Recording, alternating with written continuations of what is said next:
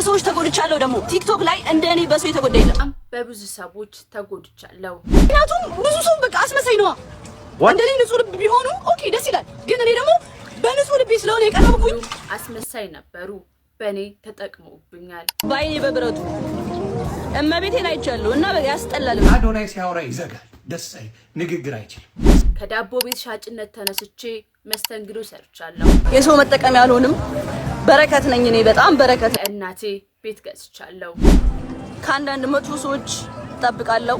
የ16 ሚሊዮን ብር መኪና ገዛው። ከዚህ በኋላ ደግሞ በእንግሊዘኛ ተተርቡኝና እረፉ ተው። እሱ ግን አድምቶኛል። እበቀለዋለሁ። እንዳትሸወዱ። በተለይ ደግሞ በወንድ ምናምን ላይክ እኔ ያላቅም ብቻ ኢንተርቪው ባወራው ደስ ይለኝ ነበረ። ዛሬ ጃኒ ገብሩ በስሜታዊነት ሙሉ የህይወት ታሪኳንና የአዶናይን ገበና ጭምር አጫውታናለች። በተለይ ሴቶች የምትለወጡበትን ለእናንተ ጠንካራ መልእክት ስላስተላለፈች ቪዲዮን እስከ መጨረሻው በደንብ እንድትከታተሉት በአክብሮት ጠይቃችኋለሁ። በቃ ሙሉ በሙሉ ልብሽን አትስጪ። የአዲስ አበባ ቀበና በምሽት ምን ተፈጠረ? ህዝቡ ግልብጥ ብሎ ወጥቶ ሌላ ታሪክ ነበር የሚመስለው። እስቲ በማታ ቅኝቷን እንመለከታለን። ትናንትና ዕለት በሞት ያጣናት ድምጻዊት ራሔል ዮሐንስ ማን ነበረች? ይህንን ታሪክ ብትማሩበት ብዬ ይዤላችሁ መጥቻለሁ። እንዲሁም የአባይ ቴሌቪዥን ቅሌት ህዝቡ ላይ መጫወቻ ያደረገን እኮ በትናንትና ዕለት በኤአይ የተሰሩ ካራክተሮችን አምጥተው ቀኑ ሙሉ ደስ ማይሉ በቃ ህፃን ነው ለህፃን የሚታይ ሾው ነው የሚመስለው። እና የዚህን ያህል ቅሌት የተከናነባችሁ የአባይ ቲቪ አዘጋጆች ምንድን ነው? እንመለከታለን። ሰላምና ጤና በያላችሁበት ዓለም ዳርቻ ይብዛላችሁ። የምትገኙት ምናሉ ሾው የዩቲዩብ ቻናላችን ላይ ነው። ቻናላችን አዲስ ከሆናችሁ በየቀኑ ማህበራዊ ሚዲያ ላይ ምን ታወሩ፣ ምን ተባለ፣ ምን ተነፈሱ፣ ምን አዩ የሚሉትን መረጃዎች ከእናንተ ጋር የምናወራበት የዩቲዩብ ቻናል ላይ ነው የምትገኙት። ዛሬስ ማህበራዊ ሚዲያችን ምናሉ ስለ ጃኒ ገብሩ ከፍተኛ የሆነ ዳሰሳዎችን እናደርጋለን። ሙሉ የህይወት ታሪኳን የአዶናይ ሚስጥር ገበና ጭምር ነግራናለች። እሱን አዲስ አበባ ቀበና እንደርሳለን። በሞት የተለየናትን ድምጻዊት ራሔል ዮሐንስን እንቃኛለን። እንዲሁም ደግሞ የአባይ ቲቪ አላስፈላጊ ያልተገባ ከትልቅ ሚዲያ የማይጠበቅ ነገርም የሰሩትን አብረን እንቃኛለን ማለት ነው። አዲስ ከሆናችሁ ሰብስክራይብ እና ላይክ በማድረግ ቆዩ፣ እንዳትሄዱ። የሰው መጠቀሚያ አልሆንም። በረከት ነኝ እኔ በጣም በረከት ነኝ። በጣም እግዚአብሔር የቀባኝ በረከት ነኝ። እግዚአብሔር ይመስገን እኔ በረከት ነኝ። ምክንያቱም ንጹህ ልብ ስላለኝ ማለት ነው። በረከት ነኝ ሚስ በቃ እኔ ነኝ ያሳለፍኩላቸው መተው የተጠቀሙብኝ ነው ያለቻቸው ነው። ራሴን ከአንዳንድ መቶ ሰዎች እጠብቃለሁ። ጅልነት ይበቃኛል። ጅልነት አይደለም ጥሩነት ነው። እውነት ለመናገር ግን እኔ በቃ እኔ ካወቅኳት ጊዜ እነዚህ ኮንተንቶች መስራት ከጀመርኩ ጊዜ አንስቶ ያው የነሱ ነበር ሳይ ነበርና በጣም የምትመች ልጅ እግዚአብሔርን በቃ ንጹህ ልጅ ናት። ግን አንዳንዴ ያው ያልሆነ ነገር ስትሰራ እኔም ታይ እንጂ ምናምን ነገር ላታለው እሱን ታውቃላችሁላችሁ። ነገር ግን አንዳንዴ ደግሞ በጣም ብዙ ሰዎች የሚያወራላት የዋህነቷን ነው። የዋህነት ደግሞ በጣም ሲበዛ ምን ትሆናላችሁ መሰላችሁ? መጠቀሚያ ትሆናላችሁ። በጣም ነው የምትመች። ግን አንዳንዴ አስቢበት ታረጉ በጥፊ መለስላችኋል። ምን ችግር አለው? ጅልነት ሳይሆን የዋህነት ነው። ይሄ ኢትስ ኦኬ ኖርማል ነው። ኖርማል አይቆጭኝም። ተማርኩበት። ባደረኩት ነገር ተምሬያለሁ። ብዙ ደግሞ ደስ የሚለው ነገር ህይወት ደስ የምትለው ነገር ትማርበታለህ። አድግሞ በቃ አንዴ ታስተምርሃለች፣ ተምረህበት ታልፈዋለህ። በቃ አድግሞ እንዳትሸወዱ። በተለይ ደግሞ በወንድ ምናምን ላይክ እኔ ያላቅም ብቻ ኢንተርቪው ባወራው ደስ ይለኝ ነበረ። በቃ ሙሉ በሙሉ ልብሽን አትስጪ። ስራሽ ላይ ፎከስ አድርጊ። ዲፕ አትውደዱ። ዲፕ አትሁኑ ላይ ከዚህ በኋላ የምትያቸው ነገሮች ያደረግሻቸው እንደምትይዝ ተስፋ አደርጋለሁ። ብዙ ጊዜ ትላለች ጂጂን ዳንኤል ጊዜም እንደዚህ ብላ እንደነበር ታስተውሳላችሁ አይደል? ያ አሁንም በአዶናይ ጊዜ ደግመዋለች። እሺ መድገምሽ አይደለም የእውነት ነው ወይ ነው? እሺ ያንን ህግ ማለፍ የለበትም። ኢቭን ወንድ ልጅ ቢሆን ብታፈቅሪ ማለት ነው። መለሰው በሰዎች ተጎድቻለሁ። ደግሞ ቲክቶክ ላይ እንደኔ በሰው የተጎዳ የለም። አንደኛ በጣም ዲፕ ነኝ። ዲፕ ስላችሁ ሰዎች ማለት ነው ላይክ በቃ ሙጭጭ ነው ማለት ሙጭጭ አደርጋለሁ። ታውቃላችሁ እንዴት ነው እንደ ራስ መውደድ ታውቃላችሁ? እንደ ራስ መውደድ እና እንደዛ አይወደድም ሲጀመር ሰው እንደዛ መሆን የለብንም። ማርያምን እንደዛ መሆን የለብንም። መስመር በቃ የሆነ ሊሚት ሊኖር ይገባል። ማንንም ሰው ማመን የለባችሁም ህይወታችሁ ላይ ስትወዱም በስነ ስርዓት በትንሹ መሆን አለበት። ገባችሁ? እንዴት ነው አሁን ሙጭጭ ስትሉ ደስ አይልም በቃ። ምክንያቱም ብዙ ሰው በቃ አስመሳይ ነው። እንደኔ ንጹህ ልብ ቢሆኑ ኦኬ ደስ ይላል። ግን እኔ ደግሞ በንጹህ ልብ ስለሆነ የቀረብኩኝ ያ ማለት ደግሞ ምን ይባላል? ዲፕ ይባላል። ዲፕ መውደድ፣ በትንሽ መውደድ፣ ሰው በሱስ መውደድ። እሺ በጣም አሪፍ። ስለዚህ ጃኒ በዚህን ያህል ልክ እለወጣለሁ ካለች አሪፍ ነገር እንጠብቃለን ማለት ነው። ስለዚህ ጃኒ በርቺ፣ ከዚህ የተሻለ ነገር ካንቺ እንጠብቃለን። ትልቅ ቦታ እንደምትደርሺም የ6 ዓመት የህይወት ምስክሮችሽ በጣም በጣም በቂ ናቸው። እንደምታስታውሱት ጃኒ ገብሩ ይገርማል። አዶናይን ራሱ ዋጠችው እኮ። ኧረ እግዚአብሔር ምስክሬ፣ እቺ ፈልፈላ ትችላለች። አዶናይ ሲያወራ ይዘጋል፣ ደስ ንግግር አይችልም። እግዚአብሔር ምስክሬ። እንደሰማችሁት ነው። ጃኒ በጣም ሌላ ታሪክ ውስጥ ናት። በጣምም ጠንካራ ሴት ነች። ከዚህ የተሻለ ነገር እንደሚጠብቅሽ አሁን ለእናትሽ ቤት ገዝተሻል ምናምን፣ አሁን ትዳር ብቻ ነው የሚቀርሽ እርግጠኛ ነኝ። እሱን ደግሞ ያው ከፈጣሪ ጋር ይሳካል። የጃኒ ታሪክ ለማታውቁ ሰዎች በጥቂቱ ልንገራችሁ። እሷ ከተናገረችው ጃኒ ከ6 ዓመት በፊት ዳቦ ቤት ተቀጥራ ትሰራ ነበረ። ዳቦ ቤት ተቀጥራ በምትሰራበት ጊዜ ቀኑ ሙሉ ነው፣ ለትምህርት ሰዓት አይኖራትም። ሰው ትምህርቷን ለመማር ስትል ምን ያደረገች? መስተንግዶ ስራ ገባች፣ ወደ አጎና አካባቢ። ከዛ መስተንግዶ ስትሰራ ቲፑ አሪፍ ነበረ። ቀን ቀን ሽፍት ነው የምሰራው አለች። ሰው ቀን ቀን እየሰራች ማታ ማታ ትማራለች አይነት ነገር ነው ያሳለፈችው። ከዛ በመሀል ሌሎች ስራዎችን በጣም መናገር ደስ የማይሉ ከባባድ ስራዎችን ሰርታለች። ከዛ ሁሉ በኋላ ግን በአንድ ቅስፈት በአንድ ላይት በሩት ህይወቷ የተቀየረበትን ተርኒንግ ፖይንት እናንተም ታውቁታላችሁ። እና ከዛ ጊዜ በኋላ ነው የጃኒ ህይወት የተቀየረው። ያም ደግሞ እግዚአብሔር መንገድ ስለነበረው፣ እግዚአብሔር ልክሳችሁ ሲፈልግ በርካታ መንገዶችን ያመጣላችኋል። ሰው ጃኒ በዛ መንገድ ህይወቷ ተቀየረ። አሁን ላይ የምናያትን ጃኒ ሆነች።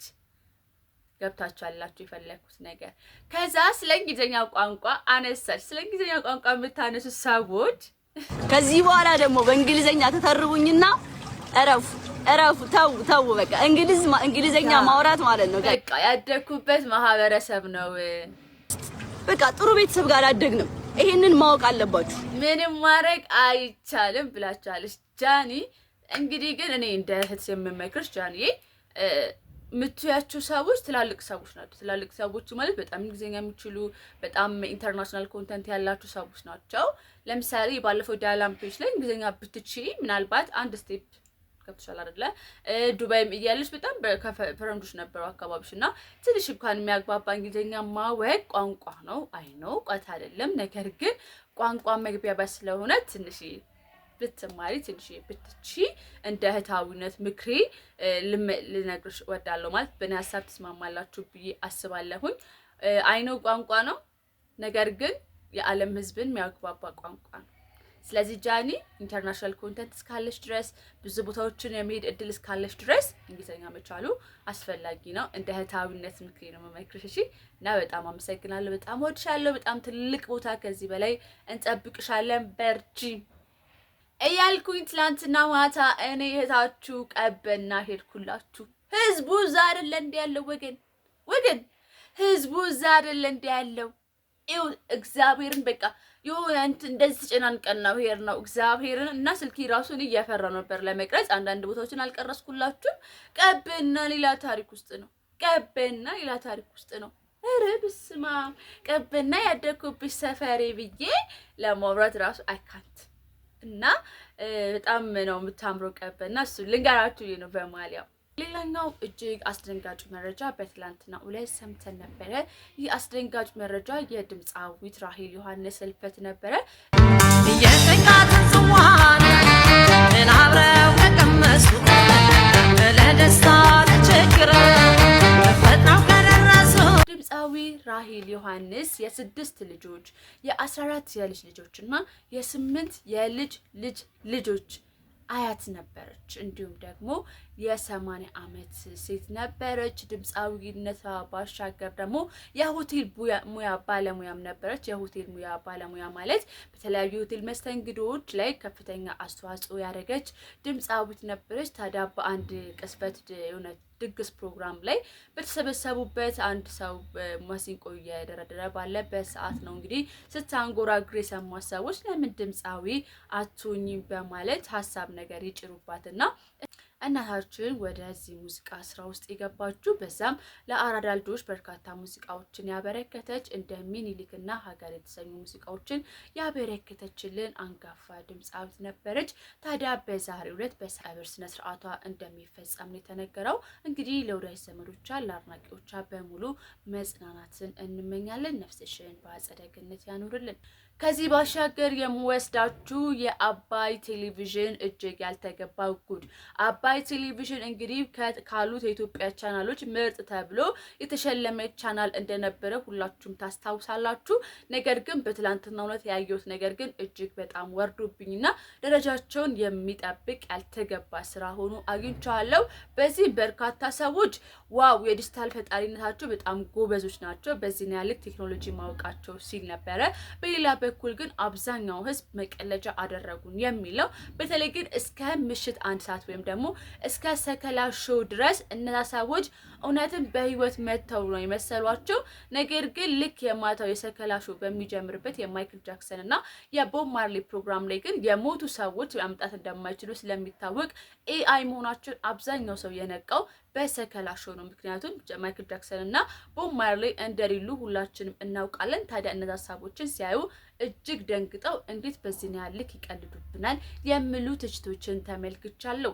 ታዲያ ይህ ፕሮግራም እጅግ አስፈላጊ ነው ትላላችሁ? ከቀትር 7 ሰዓት ፕሮግራማችሁ ሲጀምርላችሁ የዋሸው እንዴ ፕሮግራም ላይ 2 ድምፃውያንን ያካተተ ፕሮግራም ነበራቸው። በዚህ ፕሮግራማቸው ላይ ምንድነው ብዬ ትንሽ ውዝግብ ፈጥሮብኝ ነበረ። ኢትዮጵያዊ ሆነው የነዛ ሰዎች ልብስ ለብሰው ነው ብዬ አስቤ ነበረ። የ8 ሰዓቱ የማሲንቆ ፕሮግራም ላይ ግን እጅግ የሚያናድድ የእግር ኳስ ተጫዋቾቹ ምንም ለዛ የሌለው ግጥሙ ቤት የማይመታ በቃ ደስ የማይል ፕሮግራም ነበር የተመለከትኩት። ጉራማይሌ ፕሮግራም ላይ እንደዚሁም ቀጠለ። መቅዲሾ ላይ ሻሩካን መጣ።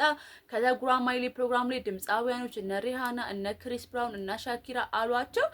በቃ አላቅም ምንም ሴንስ የማይሰጥ እንጃ። እሺ እኔ ምንም ሴንስ አልሰጠኝም ነበር። ሙሉ ፕሮግራሙን አይቼ ምንድነው እያልኩኝ ነበረ። በቲክቶክ ገጽ ላይም አጋርቼው ነበር። ምን እንደተፈጠረው ወገን አስረዱኝ ያሉ። ኢቭን መጀመሪያ ማስክ ነበር የመሰለኝ፣ ይሄ የሚለብሰው ማስክ ነበር የመሰለኝ። ነገር ግን ተክለ ሰውነታቸው ራሱ ኤአይ ሙዚቃቸው ራሱ ደስ የማይል ወደድኩኝ ነበር። እንጃ በጣም ወርዶብኛል። እኔ በበኩሌ እናንተ ሀሳባችሁ ቴክኖሎጂ ደረጃ ልትሉ ስላላችሁ እኔም ቴክኖሎጂያችን አድንቀዋለሁ። በዛ ልክ ሙሉ ፕሮግራም ሾው የሚያዘጋጅ ኤአይ ደረጃ መድረሳቸው ኢትስ ናይስ ፐርፌክት። ነገር ግን ስክሪፕት ሰጥታችሁት ማዘጋጀት የሚችልበት የኤአይ ዘመን ላይ ያለ ነው። ሁለተኛ ነገር ደግሞ ህዝቡ መቀለጃ በዚህ ያህል ማድረጉ አስፈላጊ አይደለም፣ ሴንስ አይሰጥም። በቃ እኔ በዚህ ነው የምደመድመው። እናንተ የተለያችሁ ሀሳብ ደግሞ ካላችሁ ማጋራት ትችላላችሁ። ምናሉ ሾው ስለሆነ እይታችን እናንተም ሀሳብ አስተያየታችሁ ማጋራት ትችላላችሁ። በበኩሌ ግን አባይ ቲቪ እጅግ ያልጠበቅነውንና ከአይምሮ የወረደ ከደረጃችሁ ዝቅ ያለ ስራ ሊሰራችሁት ለማለት ነው የምወደው። ቴክኖሎጂያችሁ ጎበዝ ነው ምናምን ያላችሁበት ፐርፌክት ሊሆን ይችላል። ነገር ግን ህዝብ ላይ በዚህ ያልክ በኤአይ የእንትን ደግሞ ፕሮግራም የማኒ ቀነስ ፕሮግራም ላይ ደግሞ መጀመሪያ ኤላን ማስክ ነው አወረዱት ማለት ቀነሱት እና እሱ ራሱም በምን ይላል እግዚአብሔር አላቅም። ከዓለማችን ሀብታም ሰውዬ ጋር አታጣሉ ለማለት እወዳለሁ። ለማንኛውም በእኔ በኩል የነበረኝ ፕሮግራም ይህን ይመስላል። ከኢትዮጵያ ተነስተን አባይ ቲቪ ጋር ደርሰን የጃኒ ጉዳይ ተመልክተን ከዛ ስለ ሞተቻ ድምፃዊት ሀዘናችንን ገልጸን ምን አሉ ሾዋችን እዚህ ጋር እናበቃለን። በቀጣይ ማህበራዊ ሚዲያ ላይ ምን አሉ የሚባሉ መረጃዎችን ሰብሰብ አድርጌ ማቀርብላችሁ ነው የሚሆነው። በፍቅር የምወዳችሁታችሁ ከዚህ አብሬ ቆይታ አደረግኩኝ። ስለነበረን ቆይታ እጅግ አመሰግናለሁ። መልካም ጊዜ ይሁንልን። መልካም ዜናዎችንም ለመዘገብ ያብቃን። ወዳችኋለሁ። መልካም ጊዜ